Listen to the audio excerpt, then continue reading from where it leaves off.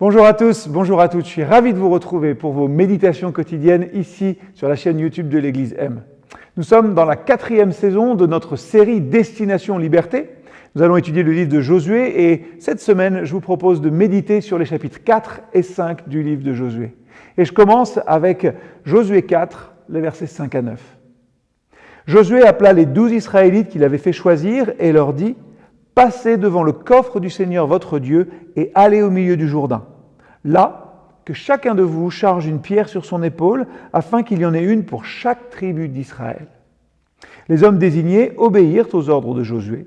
Ils prirent 12 pierres au milieu du Jourdain, une pour chaque tribu d'Israël, comme le Seigneur lui-même l'avait ordonné à Josué.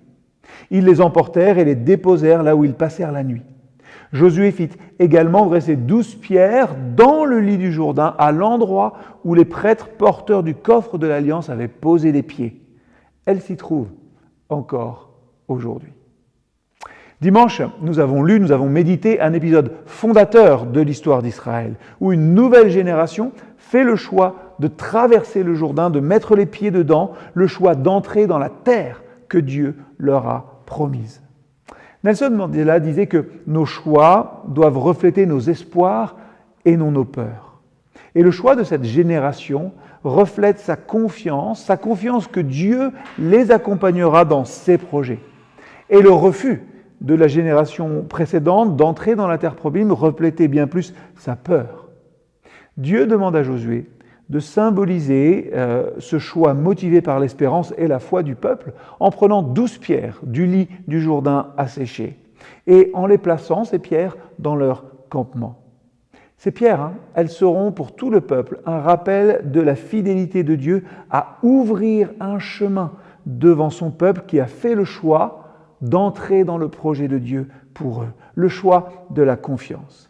Et Josué va même ajouter un deuxième symbole.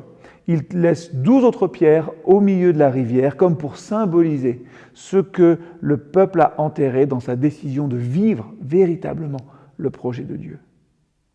Que nos choix reflètent nos espoirs et non nos peurs. C'est une phrase riche d'interpellations pour nous aussi. Notre vie à la suite du Christ est appelée à être l'expression de choix reflétant notre confiance en lui. Des choix et donc, c'est vrai, parfois aussi des renoncements. Je peux donc aujourd'hui m'interroger moi-même, qu'ai-je laissé derrière moi pour suivre Jésus et que suis-je encore appelé à laisser derrière moi? Qu'ai-je gagné? Qu'ai-je reçu, trouvé, découvert en suivant Christ? Et qu'est-ce que j'aurai encore à gagner, à recevoir, à découvrir et à expérimenter? À vivre, tout simplement. Voilà de quoi méditer pour votre journée.